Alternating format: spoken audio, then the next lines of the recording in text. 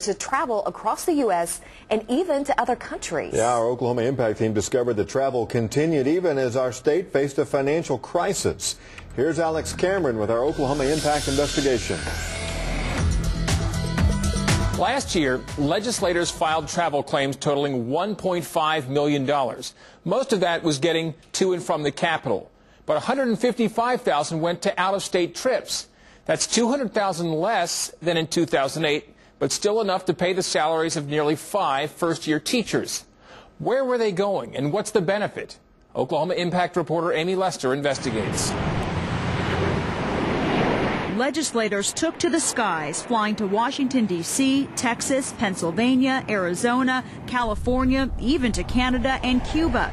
Multiple people turned in claims for some of the same conferences, and no one had to give any proof that they actually attended while traveling on your dime.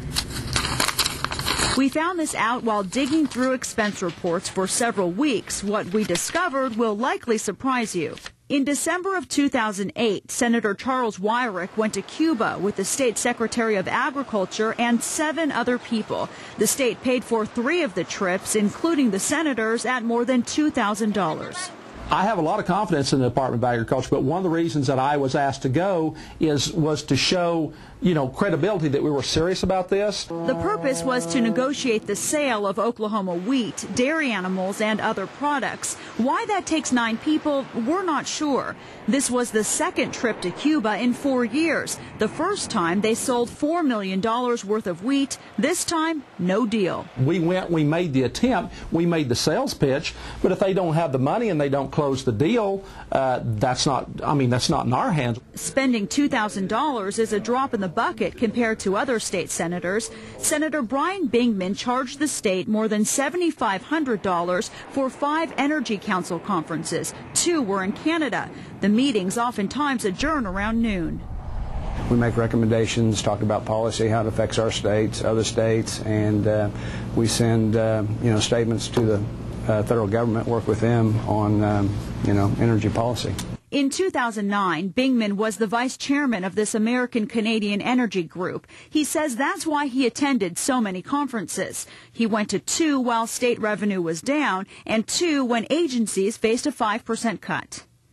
Is there anything directly that you've done after going to these conferences that maybe people could see the benefit of?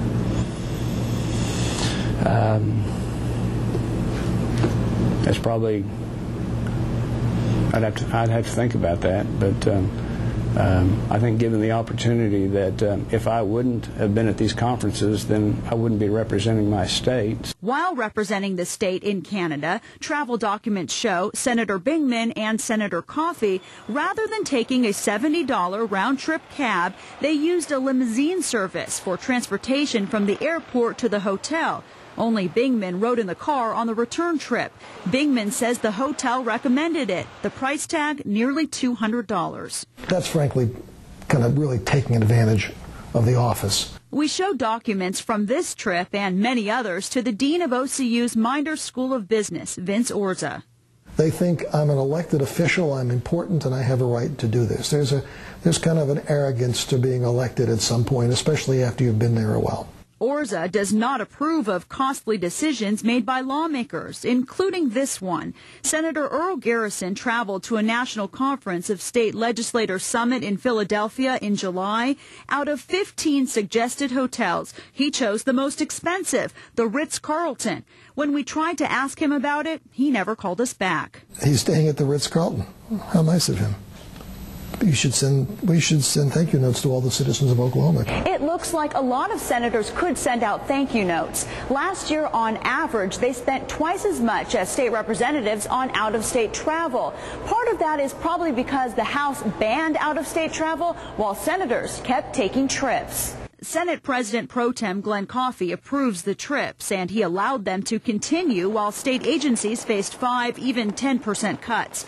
Some of them were for staffers. In September, Senator Coffey's administrative assistant and the majority legislative director spent more than $2,000 to attend a conference in Austin for professional development to learn how to become better staffers.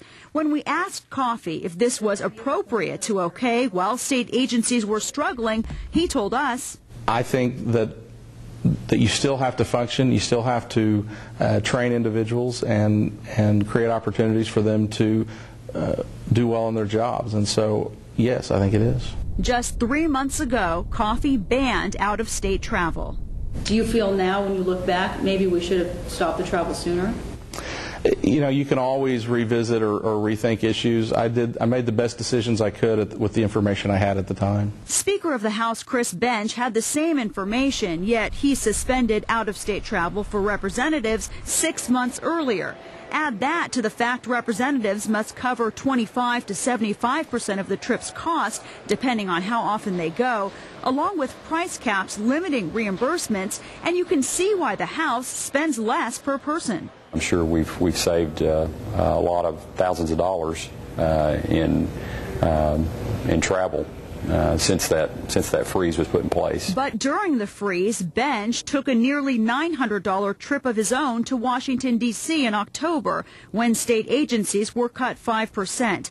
He spoke at a Congressional Natural Gas Caucus hearing to tout a new alternative energy law he authored and promote natural gas. He even exempted himself from paying the normal percentage representatives are responsible for. After all, he can do that. He approves his own travel.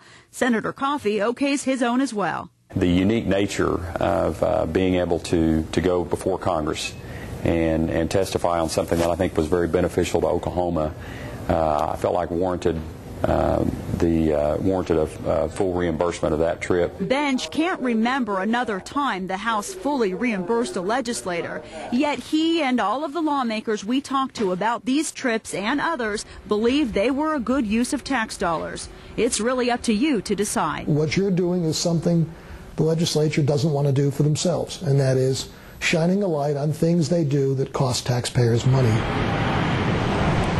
Amy Lester, the Oklahoma Impact Team. We checked, and before the freeze, Speaker Bench had never turned down a travel request. As far as we've been able to determine, neither did Senator Coffey. We'll continue to keep an eye on this. For Oklahoma Impact, I'm Alex Cameron. Both Bench and Coffey are still allowing out-of-state travel if it has to do with redistricting. Otherwise, there is a ban on travel indefinitely.